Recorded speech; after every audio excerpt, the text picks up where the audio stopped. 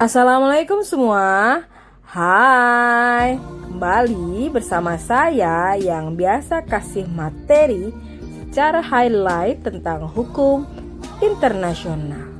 Kali ini saya mau membahas mengenai status personal badan hukum relate dengan video sebelumnya.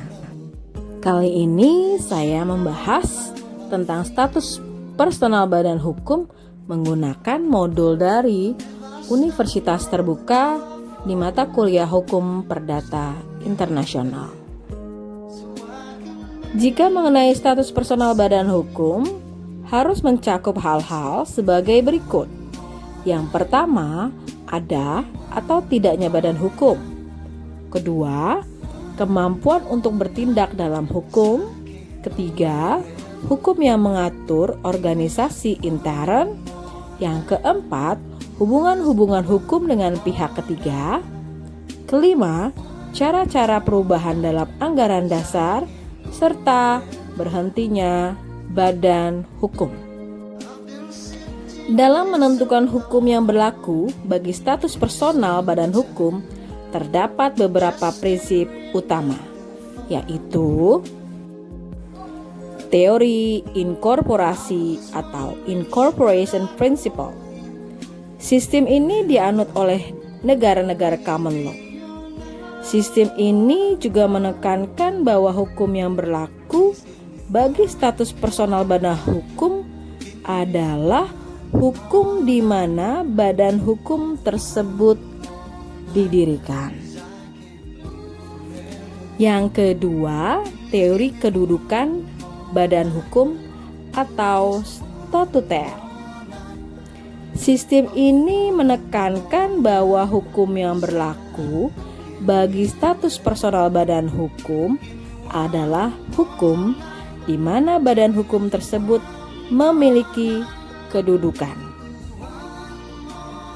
Kedudukan hukum ini ditemukan pada izin-izin atau yang dikeluarkan oleh pemerintah setempat bagi badan hukum tersebut.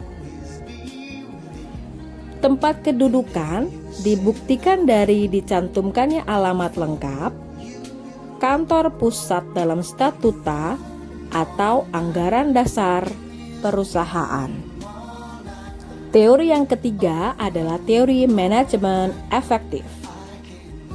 Sistem ini menekankan bahwa hukum yang berlaku bagi status personal badan hukum adalah hukum di mana badan hukum tersebut memiliki manajemen efektif.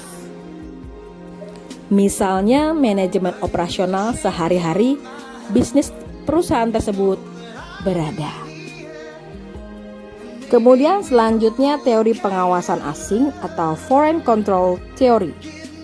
Dalam teori pengawasan asing, yang diutamakan bukanlah tempat di mana suatu badan hukum didirikan atau di mana pusat manajemen efektif dari suatu badan hukum berada, melainkan adanya pengawasan yang dilakukan oleh badan hukum terhadap perusahaan dari badan hukum tersebut. Kita sudah membahas mengenai teori inkorporasi, teori statuter, teori manajemen efektif, dan teori foreign control.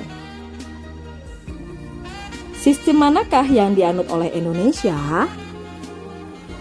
Untuk hukum perdata internasional belum ada ketegasan.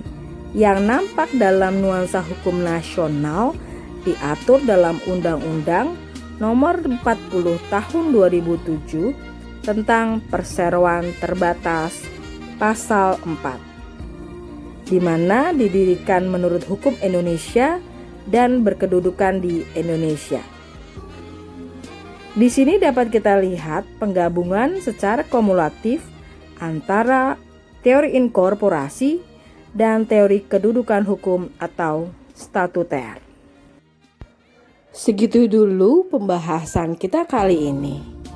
Sampai ketemu di materi hukum perdata internasional selanjutnya.